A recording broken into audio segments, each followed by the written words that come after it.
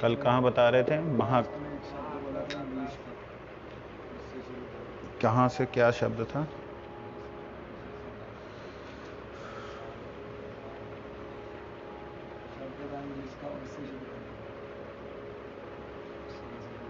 याद कुछ किसी को? आकाश महाकाश तो चल रहा था, उसके अलावा महाकाश में किस तरह से सारे जो वैकुंठ हैं भीतर सूर्य भी है, सूर्य का पिंड भी है। उसी प्रकार से ब्रह्म की तरफ एक कैसे दिखाई देगा, या नीचे जहाँ लोग से दिखाई देगा कि भी ब्रह्म के बीच में भगवान भी है, परमात्मा भी है। कोई इसके पक्ष में कुछ कहना चाहेगा आप में से कोई?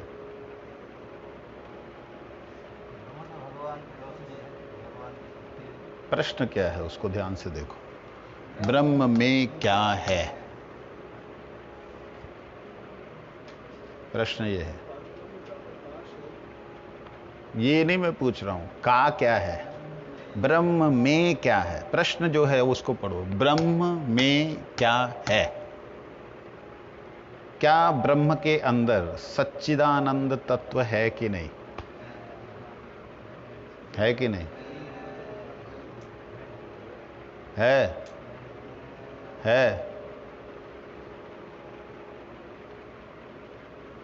जवाब दीजिए। वो विचार बिल्कुल उत्तम विचार है, जवाब दो। पूर्ण रूप से नहीं, मतलब उसमें अपूर्णता है, ब्रह्म में अपूर्णता है। ब्रह्म अपूर्ण है, ये शास्त्री जी कह रहे हैं। ब्रह्म अपूर्ण है क्योंकि ब्रह्म में कोई धाम नहीं है। ऐसे ही ब्रह्म पूर्ण रूप से नहीं है तो क्वेश्चन नहीं है। अगर पूर्ण रूप से नहीं है तो ये धाम जो है, गोलोक, वृंदावन, बैकुंठ, ये क्या है? ये ब्रह्म के भीतर नहीं है, ब्रह्म से बाहर है, ब्रह्म के अंदर नहीं है। अब ध्यान से सुनिएगा और विचार कीजिएगा। मैंने पहला प्रश्न जो किया है सिर्फ उसी का जवाब चल रहा है। हाँ, यहां से ही तो हो जाएगा। ब्रह्म में क्या है? जब ब्रह्म को हम कहते हैं प्रकाश, प्रकाशक नहीं कहा है, क्या कहा है? सूर्य के प्रकाश में आप किस प्रकार से कह सकते हो कि सूर्य नहीं है, या अधूरा है, या कम है, पूरा नहीं है? कोई है तर्क है, कोई विशेष जानकारी है? कोई हो सकता है मैं गलत हूं, कोई जानकारी हो विशेष, बोल सकते हैं, कोई प्रमाण दे सकते हैं? नहीं दे सकते। सूर्य का तो अभी चिंतन ही नहीं कर रहे हम सूर्य का अभी चिंतन नहीं कर रहे। प्रश्न जो है ब्रह्म में क्या है, उन्होंने कहा, शास्त्री जी ने, कि ब्रह्म में चिद और आनंद नहीं है। है पूर्ण रूप से नहीं।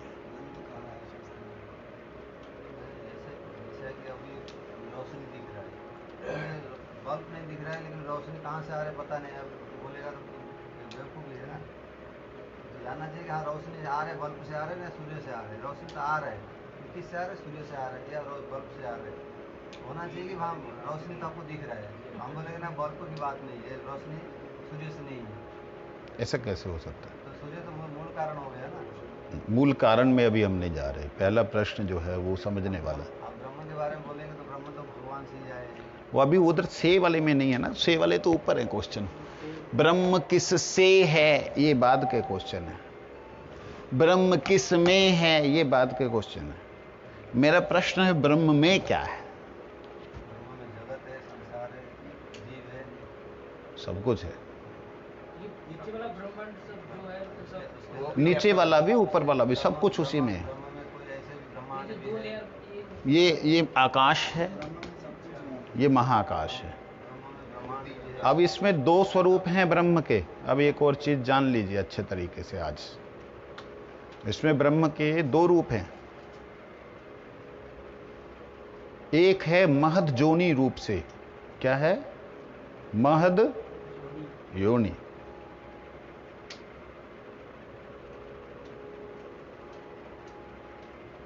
भगवान गीता में कहते हैं मद जोनी मम जोनी महद ब्रह्म। मेरा योनि, योनि का मतलब जहां से मैं सबको जन्म देता हूं, महद ब्रह्म है, महद ब्रह्म। और उसी को प्रकृति कहा है, भगवान ने अपनी शक्ति कहा है। वो शक्ति से तीन कार्य हो रहे हैं। ब्रह्म से क्या है, ये जो प्रश्न है इसमें बहुत तत्व है। ब्रह्म में क्या है, ब्रह्म से क्या है। ब्रह्म से क्या है? ब्रह्म से नीचे के जितने भी लोग हैं उन सब का कारण कौन है? कल बताया था। कौन है? ब्रह्म। क्यों ब्रह्म है? क्योंकि इन्हीं से हो रहे हैं, इन्हीं में है और इन्हीं में विलीन होंगे। सिंपल था। इस ब्रह्म को, जो इस जगत का कारण है, जो इस जगत का स्थापित्य है, जिस जगत का नाश करने वाला है, उस ब्रह्म को कहते हैं महद जोनि। क्या कहते हैं? और वही ब्रह्म जो इस जगत में महामाया के रूप में है, वही ब्रह्म अन्य रूप से, मूल रूप से भगवान के अनंत वैकुंठों के योग माया स्वरूप, या उन्हें आप कह सकते हैं भगवत स्वयं रूप। कैसे? भगवान की अंग कांति कौन है? भगवान की अंग कांति कौन है? ब्रह्म। मेरा प्रश्न है, क्या भगवान का रूप प्रकाश क्या भगवान से अलग है? क्या उस रूप के प्रकाश में भगवान आधे अधूरे हैं? जवाब दीजिए। आधे अधूरे हैं। जो शब्द सुने हैं, जो समझे हैं, उनके अलावा जब नवीन कुछ ज्ञान प्राप्त होता है, जो कभी सुना नहीं, कभी समझा नहीं, आ रहा है शास्त्रों में, उसे स्वीकार करना आना चाहिए। नहीं अगर आता है स्वीकार करना, तो उसे समझ नहीं आना चाहिए। समझ में नहीं आता तो युक्ति तो आनी ही चाहिए ना। तो ये युक्ति से हम बात कर रहे हैं। मेरे इस स्वरूप से बाहर मैं हूं। हो सकता है मैं बाहर हूं, मेरी आत्मा अलग है, मेरा शरीर अलग है, लेकिन क्या भगवान का ऐसा है? भगवान की आत्मा अलग है, भगवान का शरीर अलग है, देह देही देह देह इत्यादि का भिन्नता है उसमें। आपके पास चैतन्य चरितमृत प्रथम खंड होगा, है?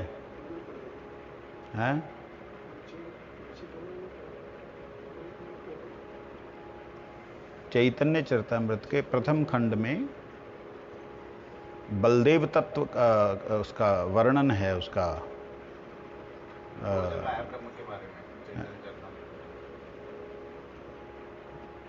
क्रांति वाला जो है, इसमें नहीं है, इसमें नहीं है, इसमें नहीं है। आगे चलें, अब ध्यान दीजिएगा। कई बार क्या होता है, हम लोग एक वस्तु को देखते हैं, एक ही रूप से देखते हैं, दूसरे रूप से हमको मालूम नहीं होता, जब देखा नहीं होता, जब कोई बताए तो हम एक्सेप्ट नहीं कर पाते।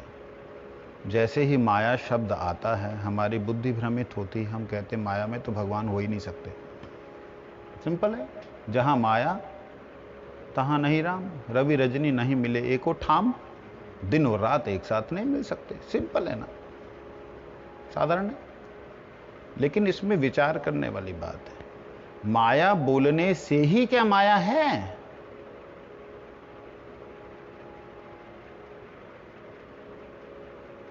माया बोलने से ही क्या माया है? माया बोलने से तो योग माया भी तो है, महामाया भी तो है, जड़ माया भी तो है, चैतन्य माया भी तो है। माया शब्द का मतलब माया जो है, जैसा है वैसा ना दिखा करके कुछ और दिखाए, उसे माया कहते हैं।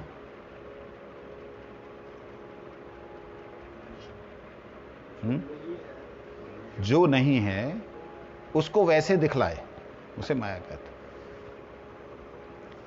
तो भगवान की माया जिस प्रकार से हमें भगवान जैसे हैं वैसा नहीं दिखलाती, भगवान जैसे हैं वैसा नहीं दिखलाती। मतलब ये माया कौन सी है? महामाया। ये है योग माया। जो दिखलाने वाली है वो कौन सी माया है? कौन सी माया? योग माया। जैसे वो है वैसा नहीं दिखलाते का मतलब हमारा समर्थ वैसा नहीं है देखने का। हमारे पास भगवान को देखने का कोई भी जरिया नहीं है, कोई भी तरीका नहीं है। कोई भी भगवान को माया के, महायोग माया के बिना नहीं जान सकता। भक्ति विनोद ठाकुर जी ने एक भजन लिखा है, भजन की कुछ लाइनें मेरे दिमाग में आ रही हैं। योग माया कुल देवी तुमी ब्रह्मंडोदरी, है ना एक, कि हे योग माया आप मेरी कुल देवी हैं, आप ब्रह्मांडोदरी हैं, आप ही विश्व का सृजन संहार करने वाली हैं। देखो महामाया का वर्णन कर रहे हैं, और आप ही कृष्ण भक्ति प्रदायिनी हैं।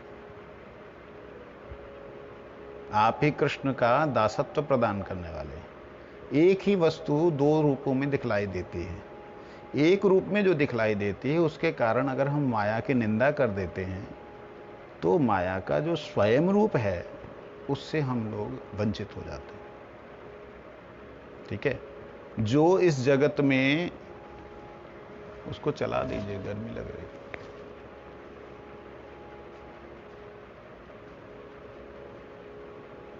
जो इस जगत में हम लोग देख रहे हैं वो सारा जिसके द्वारा निर्मित है उसे माया कहा गया। और वो माया कौन सी है? वो प्रकृति कौन सी है? वो ब्रह्म ही माया है। ब्रह्म ही। आज तक तो कभी नहीं सुना ब्रह्म ही माया? कभी सुना? क्यों शास्त्री जी? तो सुनो आज फिर।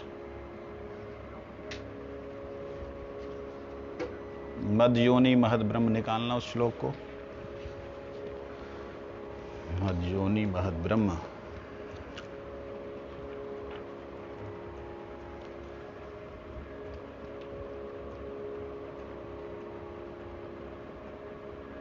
मम योनि महद ब्रह्म, 14वें अध्याय का 31वां श्लोक।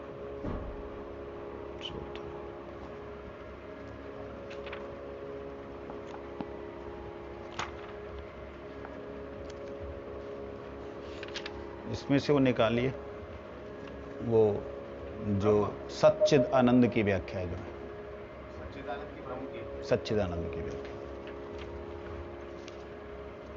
वो उसमें है।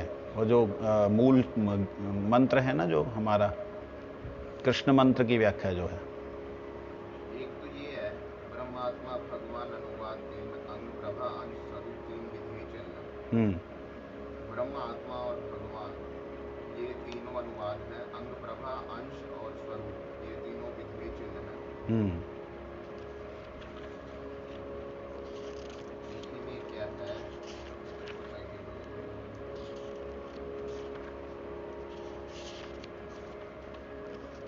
प्रकाश विशेषे ते हों धरिती नाम ब्रह्म परमात्मा स्वयं भगवान। देखो पहले इसको समझ लें, फिर उसके ऊपर आते हैं, चिंतन करते हैं। यहाँ पे श्लोक का व्याख्या भक्ति विनोद ठाकुर जी ने की है, और बलदेव विद्याभूषण और विश्वनाथ चक्रवर्ती ठाकुर जी का भावन अन्वय जो है वो भक्ति विनोद ठाकुर जी का है, टीका विश्वनाथ चक्रवर्ती जी की है, और मर्मानुवाद जो है वो बलदेव विद्याभूषण जी का युक्त है। इसमें वो इन्होंने किया था, शायद मैं पढ़ लेता हूँ। बलदेव विद्याभूषण जी का नहीं, बलदेव विद्याभूषण जी का भी टीका है, मालूम है? गीता भूषण बोल के। इसमें है प्रभुपाद, विश्वनाथ चक्रवर्ती, भक्तिविनोद ठाकुर, प्रभुपाद।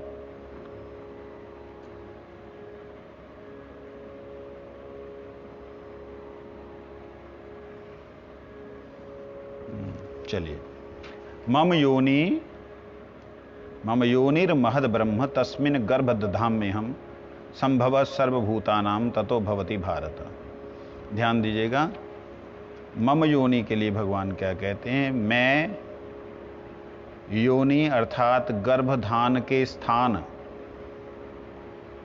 गर्भधान का स्थान, तस्मिन गर्भम दधामी, उसमें चेतन पुंज रूपी बीज, चेतन पुंज रूपी बीज, ये कौन हो गए? चेतन पुंज क्या हो गया? बीज।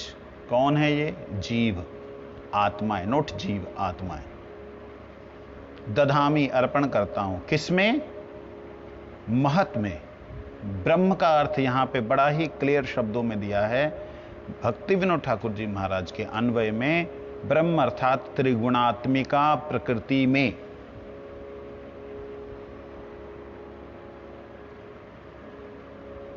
अब इसको कैसे समझेंगे? स्वामी महाराज ने क्या लिखा, पढ़ो। स्वामी महाराज जी का निकालो, 14वें अध्याय का 3रा श्लोक निकालो।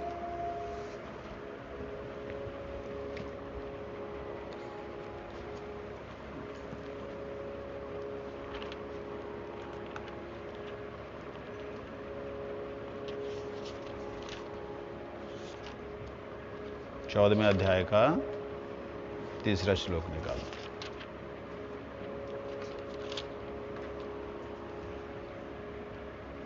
यहां भी महत ब्रह्म का मतलब प्रकृति दिया है, जो कि गौड़ीय वेदांत समिति के द्वारा हमारे सामने है। तो स्वामी महाराज जी क्या दे रहे हैं? 14वें अध्याय का 3 नंबर श्लोक। आगे देखिए क्या कहते हैं। जड़ प्रकृति का मूल तत्व ही इस जगत की मातृ योनि है। जड़ प्रकृति का, आप पढ़िए क्या दिया? भरतपुत्र ब्रह्म नामक समग्र भौतिक वस्तु जन्म का स्तोत्र है और मैं इसी ब्रह्म को गर्भस्थ करता हूँ। ब्रह्म को गर्भस्थ करता हूँ, हाँ। जिससे समस्त जीवों का जन्म संभव होता है। जिससे सब जीवों का जन्म संभव होता है। ये स्वामी महाराज लिख रहे हैं। इसके आगे इनकी व्याख्या में दो मेरे को।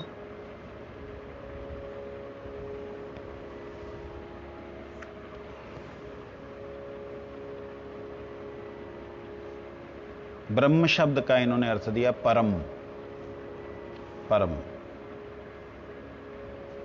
और आगे जाकर के ब्रह्म शब्द का इन्होंने अर्थ दिया है महत तत्व ही समग्र ब्रह्मांड का संपूर्ण कारण है, भौतिक। ये आ गए फिर उसी बात पे जो यहां पे विश्वनाथ जी ने बोला। कहते महतत्व ही समग्र ब्रह्मांड का संपूर्ण कारण है और भौतिक कारण भी समग्र वस्तु जिसमें प्रकृति के तीनों गुण रहते हैं। कभी कभी ब्रह्म कहलाती है। प्रकृति जिसमें तीनों गुण हैं वो कभी कभी ब्रह्म कहलाती है। अब ध्यान दीजिएगा थोड़ा सा ना, एक अलग तरह के व्याख्या है आज का विषय, रिकॉर्डिंग हो रही है, अलग तरह की व्याख्या। ब्रह्म तो पुरुषवाचक है, प्रकृतिवाचक कैसे हो गया? कभी ब्रह्म कहलाते हैं, कौन सा समय में उसको ब्रह्म माने? यही बात मैं इसमें आ रहा हूं चिंता। ठाकुर ब्रह्म श्री कृष्ण चैतन्य ब्रह्म भी नहीं है, ब्रह्म है। परमात्मा ये नहीं है श्लोक, उसकी बात नहीं कर रहा हूं। क्या बोला वहां पे? हाँ ब्रह्म श्री कृष्ण चैतन्य की अंग ज्योति है। हाँ ये भक्तिविनोद ठाकुर के भाष्य है। हाँ परमात्मा उनके अंश है हाँ। एवं भगवान उनके स्वरूप है। ये इसकी व्याख्या नहीं मेरे को चाहिए। उसमें जो व्याख्या चाहिए वो है मूल मंत्र की व्याख्या, कृष्ण मंत्र की व्याख्या। आप विषय पढ़िए, विषय सूची में पढ़ने से मालूम पड़ेगा। विषय सूची पढ़िए आदि में, शुरुआत में एकदम। हाँ, ध्यान दीजिए। जिस ब्रह्म स्वामी महाराज जी के अनुसार कहते हैं, महतत्व ही समग्र ब्रह्मांड का संपूर्ण कारण है, संपूर्ण कारण। महतत्व, महतत्व मीन्स ब्रह्म। ये जो नीचे लिखा ब्रह्म तेज, ये ब्रह्म तेज सर्व कारण है, सारे संपूर्ण ब्रह्मांडों का, एक दो का नहीं। ठीक है। ये जब सर्व कारण होता है तो यहां पे किस तरीके से कार्य करता है? मैंने कई बार इस एक श्लोक का उच्चारण किया, आप लोगों ने ध्यान दिया होगा। यतो वा इमानि भूतानि जायन्ते, कई बार बोला इसको। जायन्ते किससे होता है? जायन्ते का अर्थ क्या होता है? जन्म लेता है। जिससे जन्म होता है उसे क्या कहते हैं? तो क्या हो गया? रजोगुण। यतो वा इमानि भूतानि जायन्ते येन जातानि जीवन्ति, अर्थात जिसके द्वारा वो जीवन धारण करता है, वो क्या हो गया? क्या हो गया? कौन सा गुण हो गया? शब्द मेरे कान तक आना चाहिए ना। क्या हुआ? कौन सा गुण है वो जिससे धारण होता है?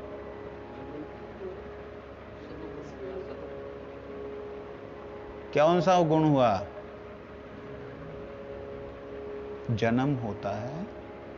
दूसरा जन्म होता है उसे रजोगुण कहते हैं। जिससे धारण होता है उसे क्या कहते हैं? क्या कहते हैं? हैं?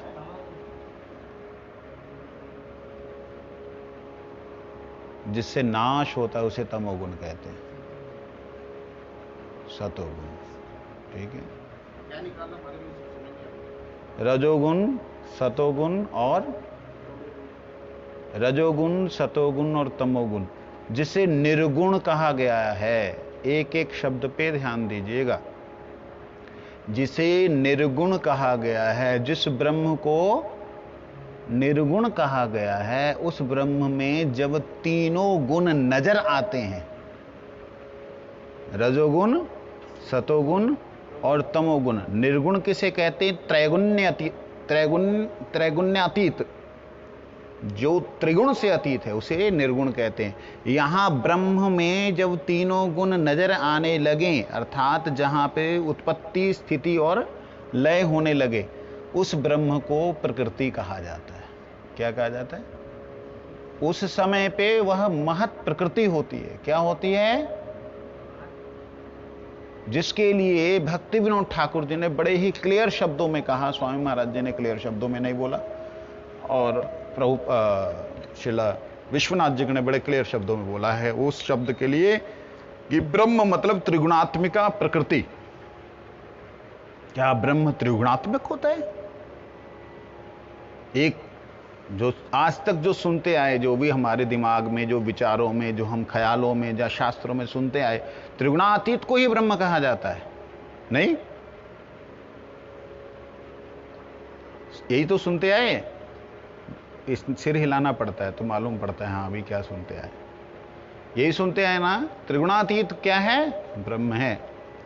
जिसके लिए भगवान ने कहा है ब्रह्मभूत प्रसन्नात्मना शोचती ना कांक्षति। ब्रह्मभूत होने से सब तरह के, लेकिन यहां पे बात समझनी पड़ेगी। यहां ब्रह्म को त्रिगुणात्मिका प्रकृति कहने का अभिप्राय क्या है? उसका अभिप्राय है जिसमें तीनों क्रियाएं हो रही हैं। संसार की उत्पत्ति, संसार की स्थिति और संसार का लय, नाश हो रहा है। ये त्रिगुण हुए कि नहीं? जहां ये त्रिगुण क्रिया कर रहे हैं, जहां पे त्रिगुण स्थित हैं, उस ब्रह्म को, जिस ब्रह्म से ये तीनों चीजें हो रही हैं, ब्रह्म से क्या है? ब्रह्म से ये माया है। जब ब्रह्म से माया है, सृष्टि स्थिति प्रलय है, उस तीन सृष्टि स्थिति प्रलय साधन शक्ति रेखा, तो क्या श्लोक है याद है? एक मिनट, सृष्टि स्थिति प्रलय साधन शक्ति रेखा छायैव यस्य भुवनानि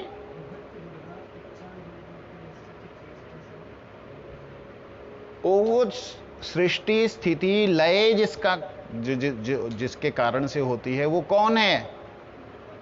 दुर्गा। अब ये ब्रह्म क्या हो गया? ये कभी कल्पना में हमारे आया? कल्पना में आया? शक्ति शक्तिमान से तो अलग होता है। शक्ति शक्तिमान से, मेरी शक्ति मेरे से अलग नहीं है, एक है।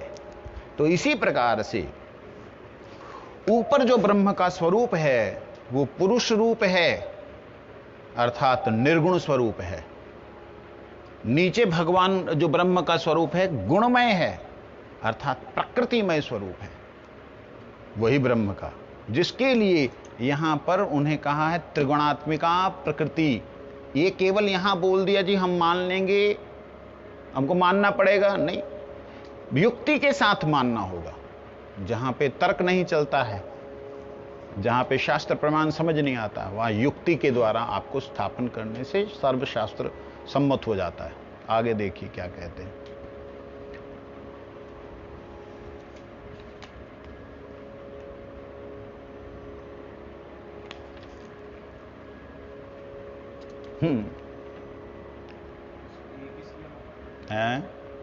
मैं देखूंगा, आपके समझ में नहीं आएगा।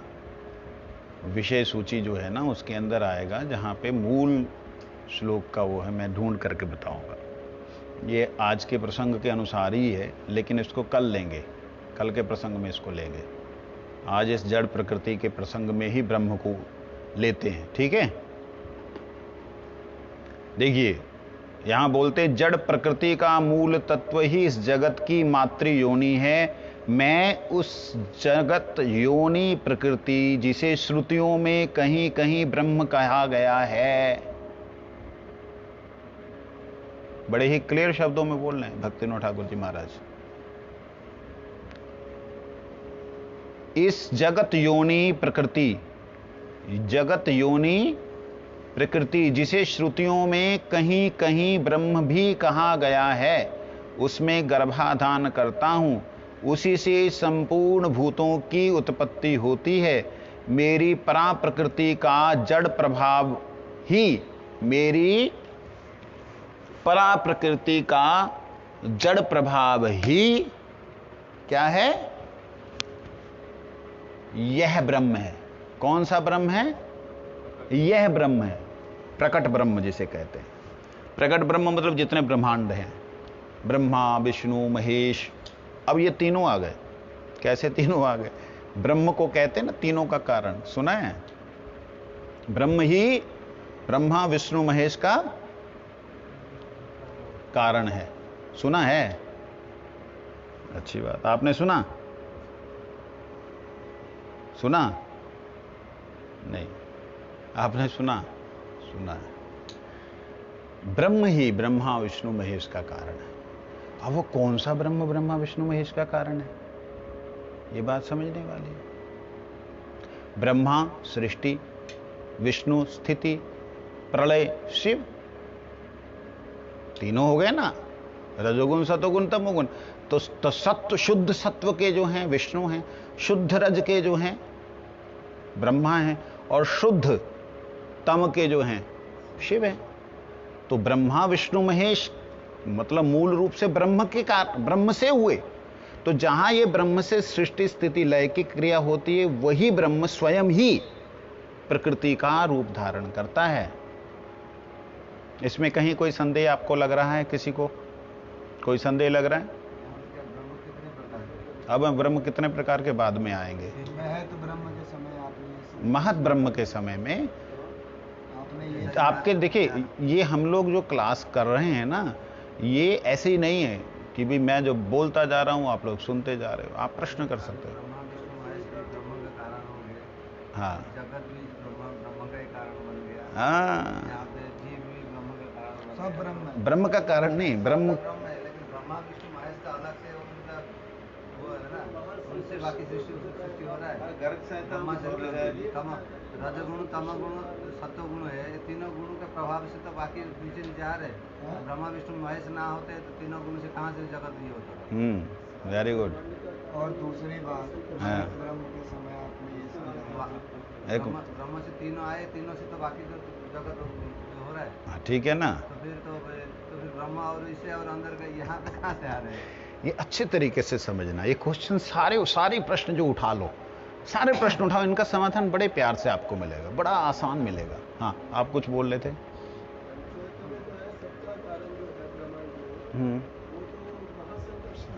महाशंकर्षण हम लिख रहे हैं जी, जो आप कह रहे हैं, ठीक है ना।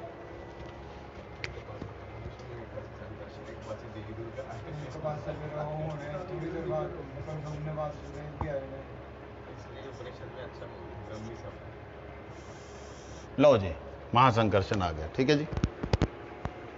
और किसी का कोई है? तो ब्रह्म के अंदर ईक्षण से ब्रह्मा विष्णु महेश जो पैदा हुए थे पीछे। क्या बोला आपने? महत ब्रह्म के अंदर महत ब्रह्म ईक्षण के द्वारा हर घनत्व, जो ब्रह्म का घनत्व जहाँ पे वहाँ पे विराट पुरुष के अंदर ब्रह्मा विष्णु महेश हुए ईक्षण के द्वारा। लीजिए, महत ब्रह्म, ठीक है। अब आइए आगे, और कोई किसी का? उसके बाद एक और डाउट है। नहीं, एक एक चलो, इसी से संबंधित होना चाहिए। हाँ, कि पहले कृष्ण से बलराम से वो क्यों आ रहे हो भाई? यहाँ हम सृष्टि की बात कर रहे हो, ऊपर कहाँ जा रहे हैं? सृष्टि का ही तो भागवतम में आप आंसर नहीं दे रहे हैं। दूसरे स्कंद में भागवतम के स्पष्ट रूप से है, कृष्ण से संकर्षण के चतुर्थ से फिर वो कारण दक्ष विष्णु, उनकी नाभि से ब्रह्मा, फिर जाके सृष्टि हो गया ना। तो वो कृष्ण तो वो है अंदर में अलग है जी। Very good. ये जो है ना, हर ब्रह्मांड में अलग, इसको भी लिख लेते हैं। वो महत ब्रह्म बोल तो दिया, महत ब्रह्म एक ही ब्रह्म वन के बाद में निकलेगा, बाद में निकलेगा शिवोहम। प्रत्येक ब्रह्मांड में अलग अलग ब्रह्मा विष्णु महेश, ठीक है। अलग ब्रह्मा विष्णु महेश। चलिए जी, और किसी का कोई प्रश्न इससे संबंधित? जवाब नहीं देना, प्रश्न मतलब हमने ये सुना था, आप उसको यहाँ पे कैसे लगाओगे? आपने ये सुना। और एक जैसे ब्रह्म से ब्रह्मा विष्णु महेश आए, वहाँ पे क्षीरोदकसाई विष्णु, गर्भोदकसाई विष्णु, कारणोदकसाई विष्णु, तीनों को वापस ये फिर अलग विषय है, ठीक है ना। हम सिर्फ सृष्टि के लिए ले रहे हैं ना, तो सृष्टि के लिए जो हम बात है वही, ये बार नीचे वाली बात कर रहे हैं। बात पता क्या है, जो त्रिपुरुषावतार है उनका जब हम वर्णन करने लगेंगे, वो एक अलग विस्तार चला जाएगा, लाइन ही अलग हो जाएगी। हम सिर्फ सृष्टि की बात कर रहे हैं, ठीक है। उनमें तीनों नहीं दिखते हैं, वो कारणोदशाई, गर्भोदशाई, क्षीरोदशाई में कोई रजोगुण सतोगुण तमोगुण नहीं दिखता है, ठीक है ना। उनमें कुछ नहीं दिखता है। ये इसके नीचे के कार्य हैं, इस सृष्टि के नीचे ही हैं रजोगुण सतोगुण तमोगुण। ये जो सृष्टि है, जो ये जड़ जगत है, इनके नीचे जो पताल, रसातल, तलातल, मतल, वो भी ब्रह्म ही है। ब्रह्म शब्द तो बोला ही नहीं, क्यों ब्रह्म है? ब्रह्म से ही है, मतलब ब्रह्म से है, दैट्स ऑल। ब्रह्म से ही है लास्ट तक। सब कुछ ब्रह्म से है, इस जगत में सब कुछ ब्रह्म से। अंडरलाइन। अब मैं यहाँ वो बना रहा हूँ, एरो। एक मिनट रुक जा। ये ब्रह्म से है, इसकी बात करें। उसके बाद महाराज जी, इधर ब्रह्म से कुछ भी नहीं है, याद रखिए इस बात को। जो अतल वितल सुतल पताल तक हमारी लास्ट पहुंच है, 7 ऊपर 7 नीचे, कुछ भी है, जितना भी है, पताल से आगे ब्रह्म नहीं पहुंचता। सब जगह है भाई। मैं तो उससे आगे कोई लोक का वर्णन नहीं है। लाखों करोड़ों अरबों खरबों हैं, अनंत है। वर्णन नहीं है। आपको क्या मालूम वर्णन नहीं? अनंत ब्रह्मांड है, हम एक ब्रह्मांड में हैं, और इस ब्रह्मांड के आगे ब्रह्मांड नहीं है। हम एक ब्रह्मांड में, एक 14 भुवनों के अंदर में। कैसे हैं 14 भुवन? आपको मालूम है? ये है ब्रह्मांड।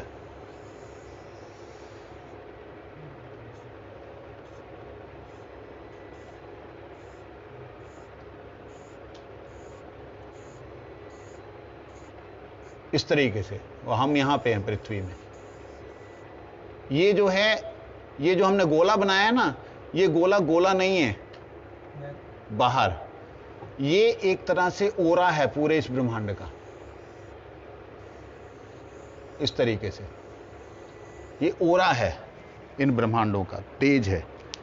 तो ऐसे है एक, ऐसे अनंत हैं, अनंत अनंत ब्रह्मांड हैं, ठीक है ना, कोटि ब्रह्मांड क्या है वो, और हमारा जो वेद उपनिषद जो भी है वो सिर्फ इस ब्रह्मांड की बात करते हम अपने इस जगह की बात हो रही हमारे पास में, अभी बाकी जगह की हमारा कोई भी हैं, कोई डाटा नहीं है। डाटा है ही नहीं। चलिए आगे चलिए।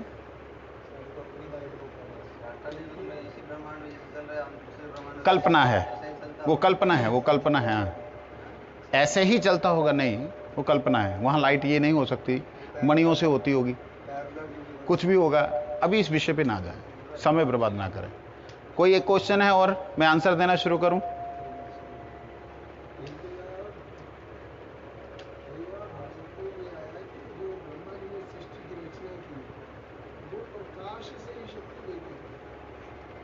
वो आंसर एक ही है सबका, वो आना वहीं पे है, हमने सब ने। आप ही दे दो, हम इससे पहले दे दें आप ही। ना आंसर आपसे मांगा नहीं, मैंने क्वेश्चन मांगा है, ठीक है। आप ध्यान दीजिएगा। मूल संकर्षण, मूल संकर्षण शब्द का अर्थ होता है संग मतलब सम्यक,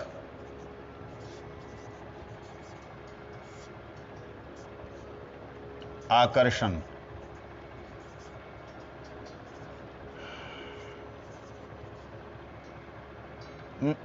आकर्षण,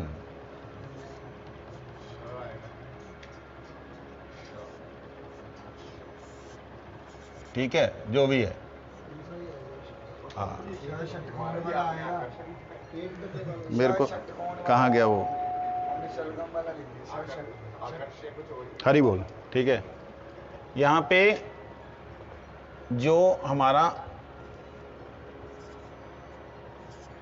ठीक है, मूल आकर्षण, संकर्षण मतलब सम्यक आकर्षण, सबको आकर्षित करने वाला, सबको आकर्षित करने वाला, वो कौन है? बलराम। मूल संकर्षण कौन? बलराम जी। ये यहां पे आ जाए।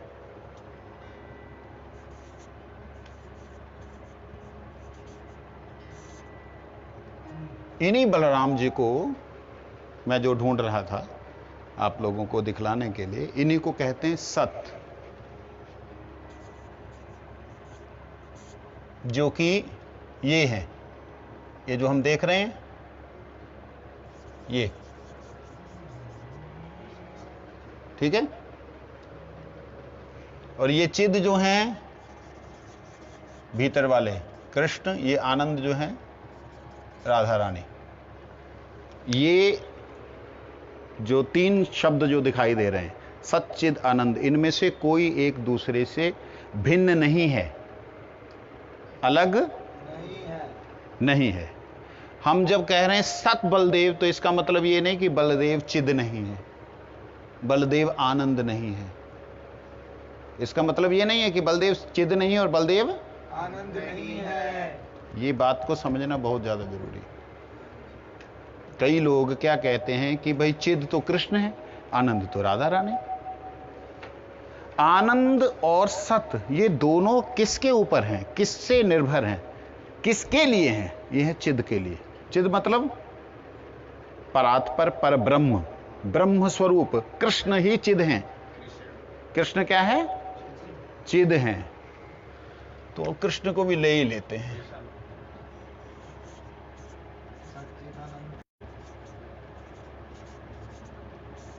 ठीक है जी। सच्चिद आनंद, ये तीनों तत्व एक हैं। कैसे एक हैं, इस बात को समझाने के लिए फिर कभी हम सब्जेक्ट को लेंगे। आज का विषय हम वापस आते हैं।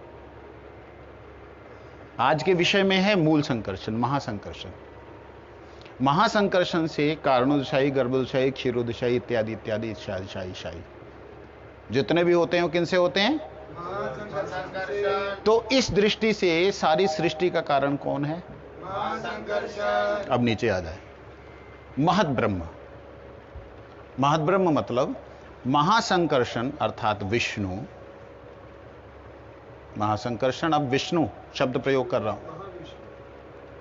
महाविष्णु, विष्णु, जितने भी जो भी, आप क्षीरोदिशाई विष्णु को भी ले लीजिए, ठीक है। अब ध्यान दीजिए, महद ब्रह्म शब्द मैं बोल रहा हूं। अब मैं महासंकर्षण को नहीं बोल रहा, किसको बोल रहा हूं? महद ब्रह्म। महद ब्रह्म क्या है? ये है बैकुंठ।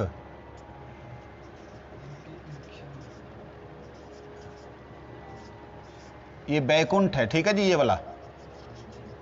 इस बैकुंठ के जो अधिपति हैं वो गर्भोदशाई भी हैं, क्षीरोदशाई भी हैं, कारणोदशाई भी, अलग अलग हैं, ठीक है। इनमें जो भी है, जो भी अलग अलग बैकुंठों में हैं, उन बैकुंठों से जब इस जगह पर, जो कि उनके चारों तरफ फैला हुआ ओरा है, चारों तरफ फैला हुआ ओरा, ओरा का मतलब प्रकाश,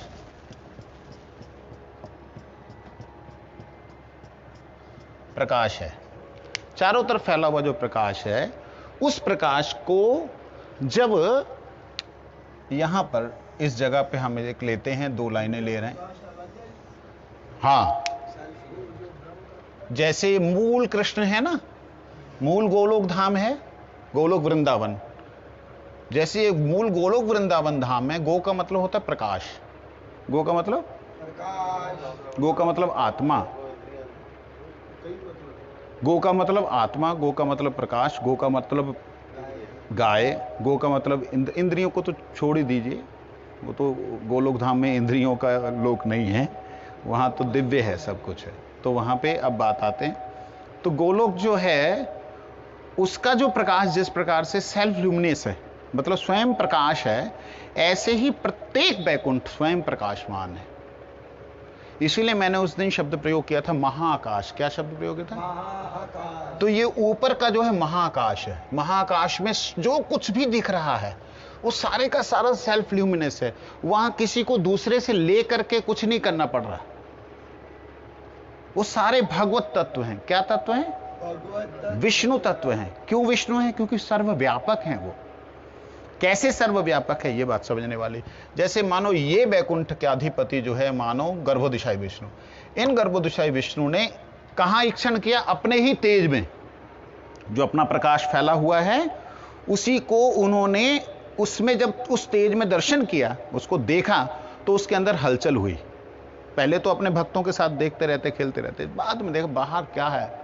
बाहर की तरफ जब दर्शन किया तो वही जो अंदर की जो ब्रह्म ज्योति है, स्वयं का जो प्रकाश है, वो प्रकाश बाहर क्या क्रिया कर रहा है, वो बाहर जो क्रिया कर रहा है, जब उस क्रिया को देखने की इच्छा हुई तो उसी इच्छा को महत कहा।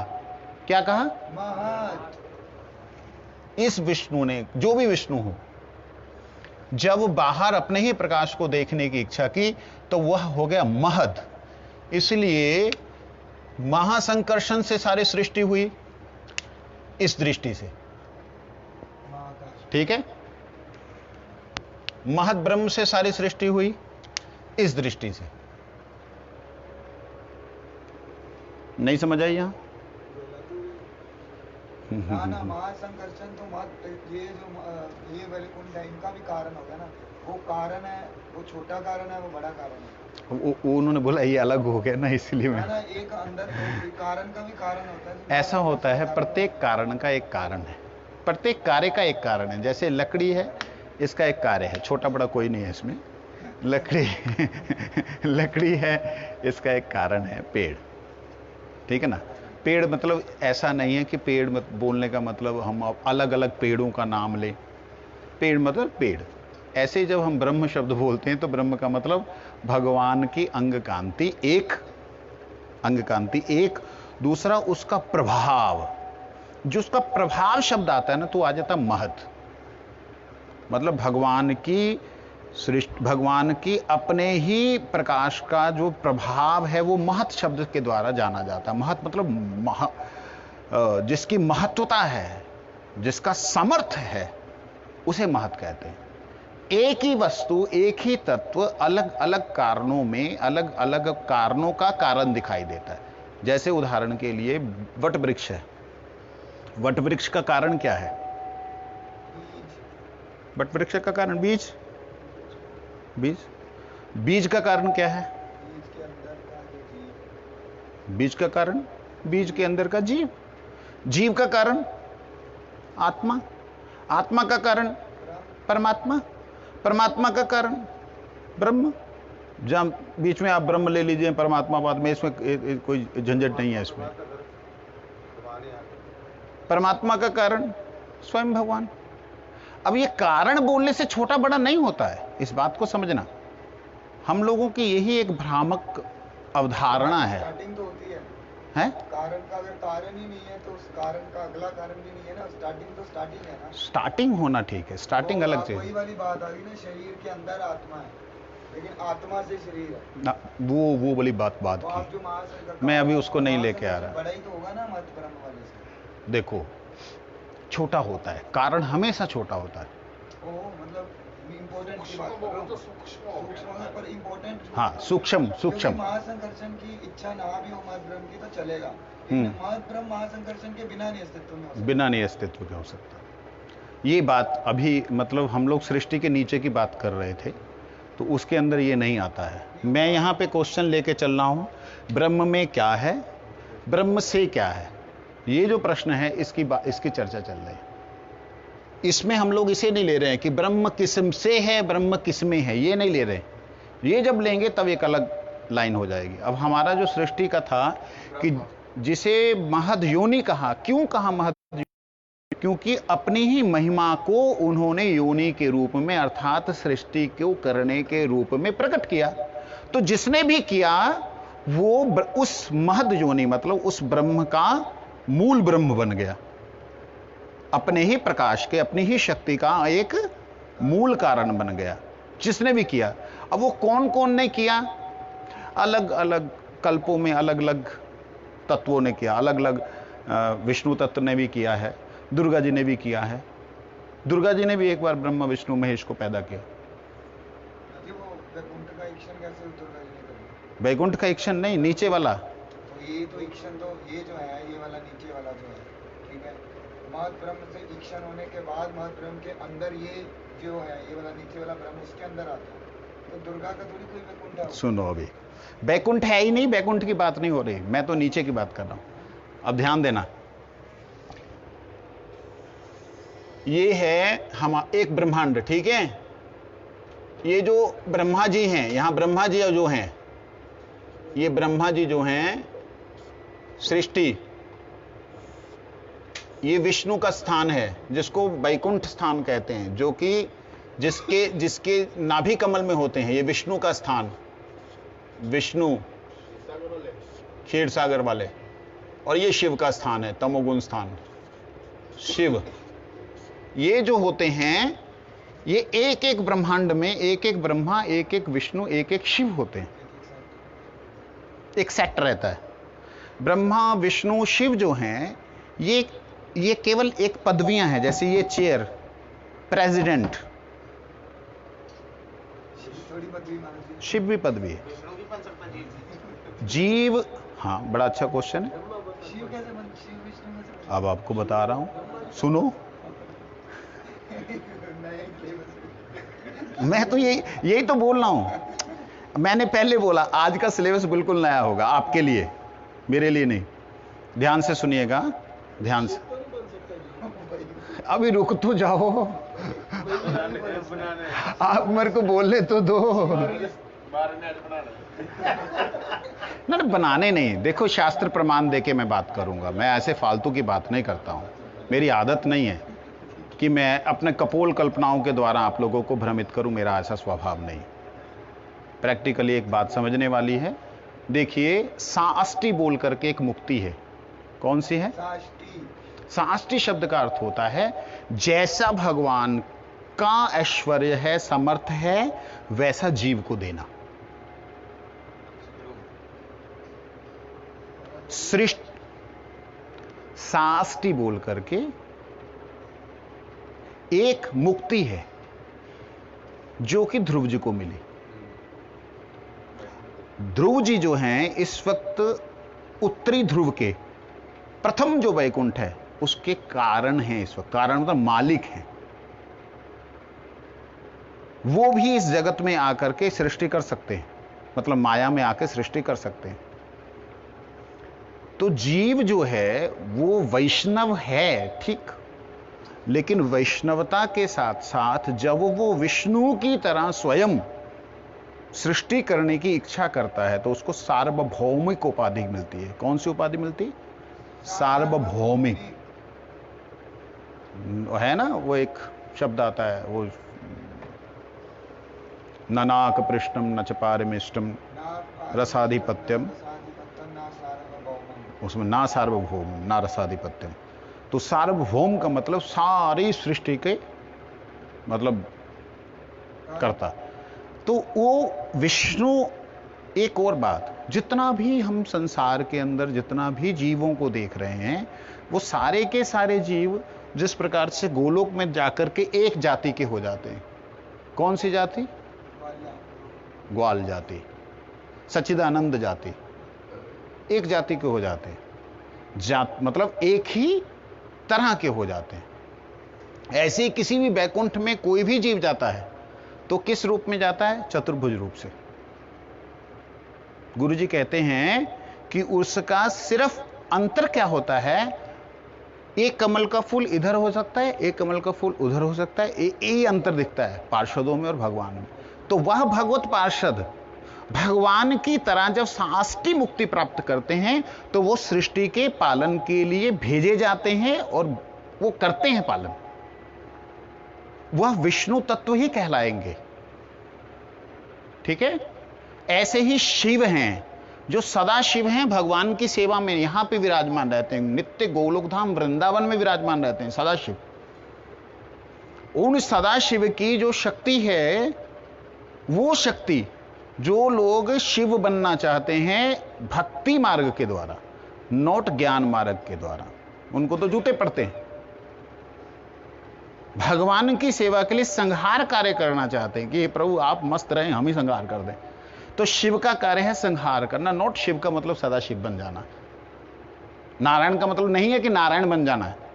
नारायण जैसा साष्टी उनको सामर्थ्य प्राप्त होता है। इस दृष्टि से उन्हें एक कभी कभी किसी लोक में उनको वो क्रिया करने को मिल जाती। उस दृष्टि से मैंने कहा था, अन्य दृष्टि नहीं। महाराज जी, शिव तत्व को एक्सप्लेन करते हुए आचार्यों ने भी कहा कि शिव तत्व जो है वो तो यहाँ है ना, लेकिन 11 रुद्र जो है, 14 11 रुद्र, एकादश रुद्र, उसके बाद जीव जो है, ठीक है, शिव थोड़ी ना 5 प्रकार की मुक्तियां दे सकते हैं कि उनको साष्टी मिल जाए, उनको वो मिल जाए, उनको। देखिए, शिव मुक्ति दाता है, इस बात। शिव बाकी 4 की मुक्तियां कैसे देंगे? शिव भक्ति दाता भी हैं। भक्ति दाता तो है, लेकिन सारूप्य, सालोक्य, सामीप्य। शिव गोपी रूप भी दे सकते हैं। और तो और आगे की बात क्या कहूं। वो तो भक्ति मार्ग भी है ना। अब भक्ति मार्ग, अब ज्ञान मार्ग में आ जाओ। शिव जो है ज्ञान मार्ग की समस्त सिद्धियों को देते हैं। शिव जो हैं वो साधारण कोई भी तत्व नहीं है। जिस शिव की बात हम कर रहे हैं उस शिव में जो ये पंचविधा जो मुक्ति है, ये 5 प्रकार के सायुज्य, सारूप्य, साष्टी, सामीप्य, सालोक्य, ठीक है, ये जो 5 प्रकार की मुक्ति है, इन मुक्तियों को देने के अलावा भक्ति देने का भी पूर्ण सामर्थ्य है केवल मात्र सदा शिव को। अंडरलाइन किनको? सदा शिव को, नॉट शिव, सदा शिव को। और शिव और शंकर, इनमें बड़ा ही अंतर है। शिव, शंकर, सदा शिव के 2 अलग-अलग। हाँ, 3 हो गए। शंकर जो हैं वो उनके जो गण हैं, वैष्णव को वैष्णव कह दिया, शाक्त को शाक्त कह दिया, लेकिन ये शंकर कहलाए जाते हैं। जो अघोर तंत्र है उसके अंदर ये वर्णन है बड़े क्लियरली। तो वो शिव जो हैं जहां पे संहार का कार्य होता है, वो मूल शिव तो अपनी मस्ती में भगवान की सेवा में रहते हैं, लेकिन उनके जो ये जैसे प्रकाश, जैसे इनका व्यू नहीं निकला, अनंत जो है वैकुंठ है, अनंत विष्णु हो गए, ऐसे अनंत ब्रह्मांड है तो अनंत ब्रह्मा विष्णु महेश हो गए। इस तरीके से जब इस जगत की बात आती है तो इस जगत में किसी योग्य जीव को ब्रह्मा बनाया जाता है। कभी ये सुना नहीं जाता कि भी विष्णु भी बनाया जाता है या शिव भी बनाया जाता है, सुना नहीं जाता है। लेकिन ऐसा होता है इस दृष्टि से क्योंकि इसके प्रमाण मिलते हैं। तो जीव तत्व तो शिव तत्व नहीं बन सकता और विष्णु तत्व नहीं बन सकता। ऐसा जैसे ब्रह्मा जी जो हैं, जो तत्व बनने से तो वहां पर हमारा लक्ष्मीपति हो जाएगा जीव तो। वो लक्ष्मीपति नहीं भाई, घर घर की लक्ष्मी भी लक्ष्मी गिनी जाती है, लेकिन बात ये वो बात नहीं। सुना है मैंने, जो प्रमाण मिलते हैं प्रमाणों के अनुसार ये बात प्रमाणित है कि जीव शिव तत्व नहीं हो सकते और जीव विष्णु तत्व वहां नहीं बन पार्वतीपति हो सकते। जाएंगे। पार्वती शिवत्व प्राप्त करने का अर्थ क्या होता है बताइए? शिवत्व प्राप्त करने का अर्थ शिव जैसे गुण लेकर के होना, शिव बनना नहीं होता। तो शिव बनना तो कोई बोल ही नहीं रहा आपको। मैंने तो शुरू में आपको ये बोला कि उनके कार्यों को, उनके कार्यों में, लेकिन आप मतलब वो मैं तो शिव की पदवी से नहीं दी जाएगी ना हमारे। अरे वो बात ही नहीं है। शिव के गण हैं जिस तरह से, जो कि जिसने दक्ष को मारा, का क्या उसका नाम था, वीरभद्र, वो भी शिव का ही वो अंश है। ठीक है, ये जो जलंधर राक्षस वो भी शिव का वो माना जाता है। उनका स्वरूप और उनके गुण बिल्कुल शिव जैसे थे, लेकिन फिर भी वीरभद्र को हम शिव जी की जगह नहीं रख सकते। देखिए आपको रखने के लिए कोई नहीं कहीं बोल रहा कि आप रख लीजिए, पर यहाँ पे तो मूल करना पड़ेगा ना। मूल शब्द नहीं आएगा यहाँ पे। होता ये है कि जब हम लोग चर्चा कर रहे हैं सृष्टि के अंदर की, तो पुराणों के अंदर, वो पुराणों में नोट, मूल पुराण 18 पुराणों में नहीं, हमारे 36 उप पुराण हैं। कितने पुराण हैं? 36 उप पुराण। एक पुराण की घटना मैं सुना रहा हूं जो मैंने खुद पढ़ी, 5 मिनट और लेंगे, और उसके ऊपर मेरा बहुत बड़ा तर्क हुआ था किसी बड़े महामंडलेश्वर से, और उन्होंने ना मैं ज़्यादा समय नहीं लूँगा, बस केवल आज इसको क्वेश्चन ही डालूंगा, आंसर नहीं दूंगा। अच्छा कल बोलना अक्षय, पहले क्वेश्चन ही डाल देते, क्वेश्चन डाल देते। तो उसमें उन्होंने बोला, कहते एक बार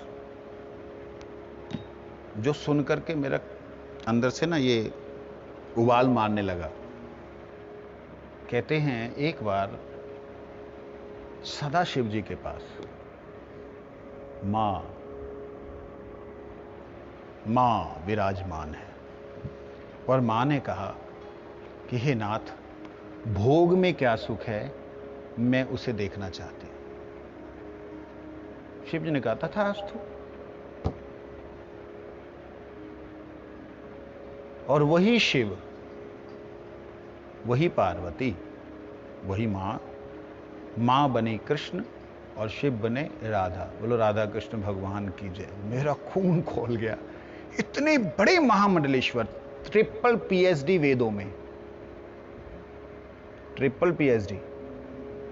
मैं उनका नाम लेकर के आराम से इस बात को प्रमाणिक सिद्ध करूंगा कि हां, कि किस प्रकार से उन्होंने बोला था। और भले ही इस बात को, वैसे दो बातें होती हैं कि वो हमारे गुरु जी का सम्मान करते हैं, इसलिए उनका नाम लेना उचित होगा या नहीं उचित होगा, ये हम आपस में चर्चा करेंगे।